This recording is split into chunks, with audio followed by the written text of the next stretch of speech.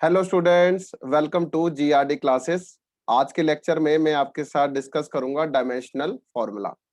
तो सबसे पहले कि यूनिट्स एंड मेजरमेंट में डायमेंशनल फॉर्मूला, जिन बच्चों को डायमेंशनल फॉर्मूला लिखना नहीं आता उनके लिए पूरा चैप्टर, और यू कैन से पूरे 11th के एंड तक मोस्टली हर चैप्टर में आपसे ये पूछा जाता है, कोई भी टॉपिक हो उसका डायमेंशनल फॉर्मूला बताइए।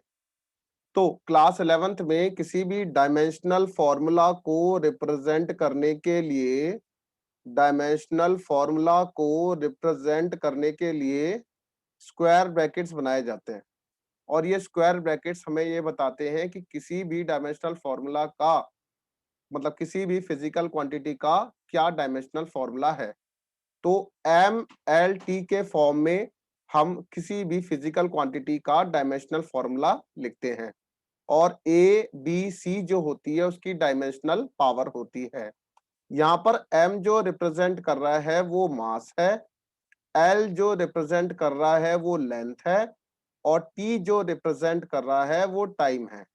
ओके, तो किसी भी फिजिकल क्वांटिटी को लिखने का क्या तरीका है कि उसका डायमेंशनल फॉर्मूला आपको पता होना चाहिए। तो वेयर ए बी सी जो है यहाँ पर वो क्या है, ए बी सी जो है वो डायमेंशनल पावर है, डायमेंशनल पावर होती है। ओके, तो इस तरीके से हम किसी भी डायमेंशनल फॉर्मूला को रिप्रेजेंट करते हैं। अब सबसे पहले कि आपको एक नॉलेज होनी चाहिए कि किसी की भी वेरिएबल की पावर जीरो होती है तो वो जीरो नहीं होता।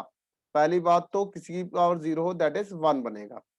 अगर किसी की पावर वन लिखते हैं यहाँ पर वेरिएबल की, तो ये एक्स को रिप्रेजेंट करेगा। मैंने आपसे बोल दिया एम की पावर जीरो, तो इसका मतलब ये वन को रिप्रेजेंट कर रहा है। अगर एल की पावर जीरो तो इट मीन्स ये भी वन को रिप्रेजेंट कर रहा है। टी की पावर जीरो ये भी वन को रिप्रेजेंट कर रहा है। अगर मैं एम को एम लिखता हूं, एम की पावर वन कर देते हैं which is equals to M, L की पावर वन कर देते हैं which is equals to L, T की पावर वन कर देते हैं which is equals to time. Okay, तो इस तरीके से ये एक बेसिक नॉलेज है जो आपको स्टार्टिंग में पता होनी चाहिए। तो सबसे पहले मैं आपसे पूछूंगा कि बेटा मास का डायमेंशनल फॉर्मूला क्या है। तो आप बोलेंगे सर मास में ना लेंथ है ना टाइम है, तो इसमें तो जस्ट मास को ही कैलकुलेट करेंगे। तो बेटा यहाँ पर एम की पावर वन बन जाएगा एल की पावर जीरो एंड टी की पावर जीरो। ठीक है, तो किसी की भी पावर जीरो मैंने बताया है किसकी बराबर है, वन। तो यहाँ पर जिसकी पावर वन है वो मास बन जाएगा। तो बेटा ये एम को रिप्रेजेंट कर रहा है। Similarly second point that is length. अगर मुझे किसी भी चीज की लेंथ को रिप्रेजेंट करना है, लेंथ का डायमेंशनल फॉर्मूला रिप्रेजेंट करना है, तो यहाँ मास को जीरो पुट कर देंगे, एल की पावर वन पुट कर देंगे, और बेटा टाइम को भी जीरो पुट कर देंगे, which is equals to L की बराबर ये शो होगा। अब थर्ड है दैट इज टाइम।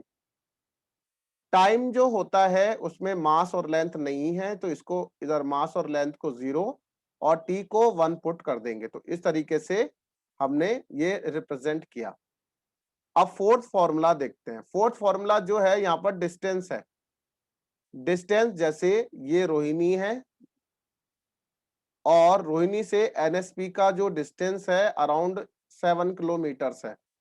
तो 7 किलोमीटर जो ये डिस्टेंस है, तो ये एक लेंथ को रिप्रेजेंट कर रहा है। तो इसमें ना मास है ना टाइम है, तो ओनली लेंथ। तो you can right just L. Similarly एक होती है डिस्प्लेसमेंट। डिस्प्लेसमेंट कहते हैं इनिशियल और फाइनल पॉइंट के बीच के डिस्टेंस को। तो वो होती क्या है, लेंथ होती है ना। तो बेटा इसको इसलिए लेंथ कहा जाता है। एक और है दैट इज एरिया। एरिया जो रिप्रेजेंट होता है वो लेंथ इंटू ब्रेथ से लिखा जाता है। तो लेंथ इंटू ब्रेथ आप क्या कहेंगे, तो लेंथ इंटू ब्रेथ के लिए आप यूज करेंगे एल। ब्रेथ भी क्या है बेटा, एक लेंथ है ना। देखो अगर ये मान लिया जाए ये एरिया है, इसकी ये कुछ लेंथ है और ये कुछ ब्रेथ है। लेट अस सपोज ये 2 मीटर है और ये 3 मीटर है।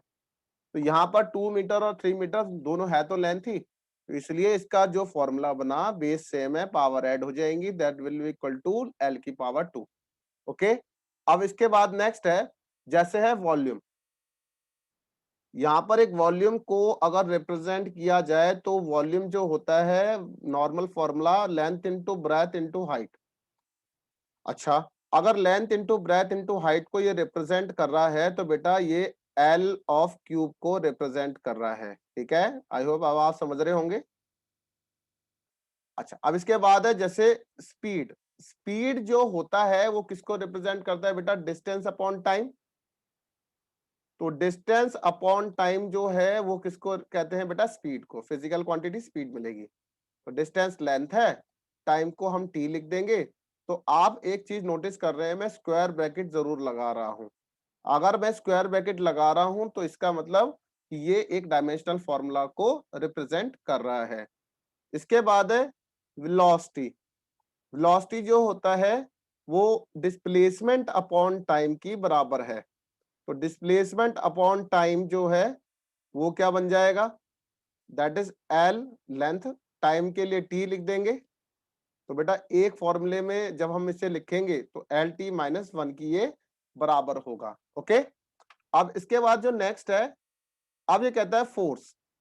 अच्छा, और फोर्स से पहले एक और रह गया, दैट इज एक्सेलरेशन। तो एक्सेलरेशन को और वेलोसिटी को बहुत ही इंपॉर्टेंस है, क्योंकि मोस्टली फॉर्मूले में ये एक बेसिक डायमेंशनल फॉर्मूला माना जाता है जो ज्यादातर में डायरेक्ट यूज होता है।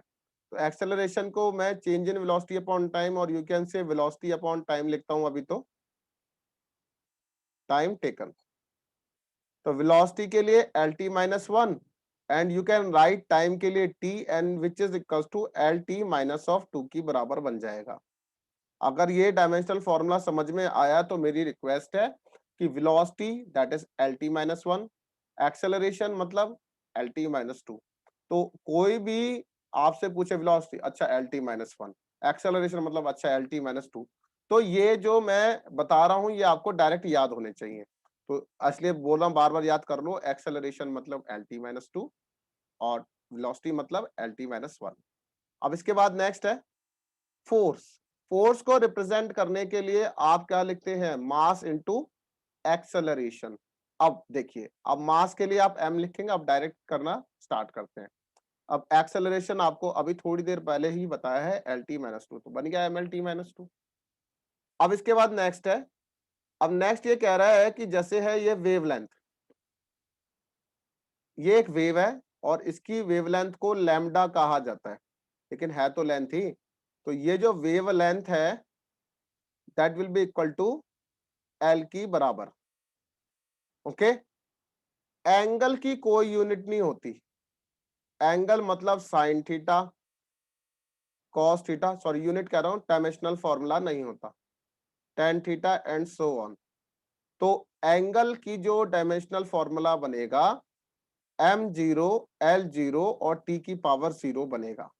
रिक्वेस्ट है ऐसे ही याद करें जैसे बताया जा रहा है। अब इसके बाद नेक्स्ट है, एंगल के होने के बाद अब ये कहता है जैसे है वर्क। वर्क होता है force into displacement. Force into displacement को अगर वर्क कहते हैं तो फोर्स के लिए हम यूज करते हैं क्या? Mass into acceleration. मास के लिए M, L T minus two that is acceleration, and displacement के लिए मैंने एल यूज करा, that will be equal to M L two T minus two. Okay, अब इसके बाद नेक्स्ट है एक और, दैट इज एनर्जी। एनर्जी आपके पास कुछ भी हो सकती है, kinetic energy, potential energy and whatever be the energy, that will be equal to M L two T minus two. कहता है कैसे हो गया सर, ये करके दिखा दो। अब ये करके दिखा रहा हूं मैं, देखो जैसे काइनेटिक एनर्जी है वो हाफ एम वी स्क्वायर की बराबर है। तो याद रखना कांस्टेंट, ये जो हाफ न्यूमेरिकल वैल्यू, इनका कोई डायमेंशनल फॉर्मूला नहीं होता। तो यहां पर क्या बन जाएगा?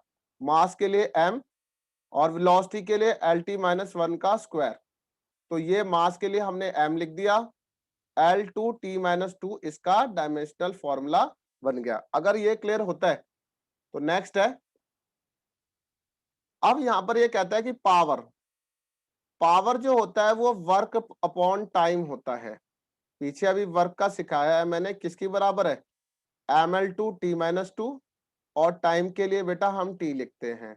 नीचे जो पावर होती है ऊपर जाके अगर जैसे x 1/x है, ये x की पावर -1 बन जाएगा। तो बेटा यहाँ पर बन जाएगा ml2 t-3 की बराबर। तो ये बन गया आपके पास पावर। अब इसके बाद नेक्स्ट है दैट इज प्रेशर। प्रेशर जो होता है वो होता है force upon area. Force upon area, force per unit area. तो फोर्स के लिए mlt-2 लिखते हैं। और बेटा जल्दी बताइए एरिया के लिए हम क्या लिखेंगे? L square. तो एक लेंथ से इसका स्क्वायर कट हो जाएगा। एंड ml-1, यहाँ पर थोड़ा सा रिप्रेजेंटेशन गलत हो गई, तो अब हम लिख सकते हैं ml-1 t(-2). आई होप कि आपको प्रेशर क्लियर होता है। अब एक और है, जैसे ये कहता है, इसको बाद जैसे हम यहां लिख सकते हैं इम्पल्स। इम्पल्स होता है लार्ज अमाउंट की फोर्स जब किसी स्मॉल टाइम इंटरवल के लिए एक्ट करती है, उसे इम्पल्स कहते हैं। इम्पल्स को कहते हैं बेटा force into time. Force into time मतलब फोर्स के लिए अभी बताया ml-2, ठीक है, ये फोर्स होता है। और टाइम के लिए बेटा t लिख देंगे, तो ये बन जाएगा ml-t-1। तो ये बन जाएगा मेरे पास इम्पल्स। एक होता है हमारे पास प्लैंक्स कांस्टेंट। प्लैंक्स कांस्टेंट क्या होता है? ये कांस्टेंट है लेकिन इसका डायमेंशन है। तो प्लैंक्स कांस्टेंट में सबसे पहले है कि एनर्जी जो होता है वो directly proportional to frequency F की बराबर है। डायरेक्टली का साइन रटेगा तो यहाँ पर एच लग जाता है, वेयर एच जो होता है वो प्लैंक्स कांस्टेंट है। अगर एच प्लैंक्स कांस्टेंट है तो बेटा एच किसकी बराबर हो जाएगा? E/F। And you know that energy जो होता है ml-2 की बराबर, और फ्रीक्वेंसी के लिए t-1 लिखते हैं। तो ml-2 plus 1 which is equals to ml-2 बन जाएगा। आई होप कि आज के लेक्चर में हमने जितने भी डायमेंशनल फॉर्मूले करे वो आपको क्लियर होते हैं। रिक्वेस्ट है कि और भी डायमेंशनल फॉर्मूला है जो आपकी एनसीईआरटी में लास्ट में गिवन है, रिक्वेस्ट है उनके प्रैक्टिस करें। कोई भी डाउट हो पूछें। Thank you very much.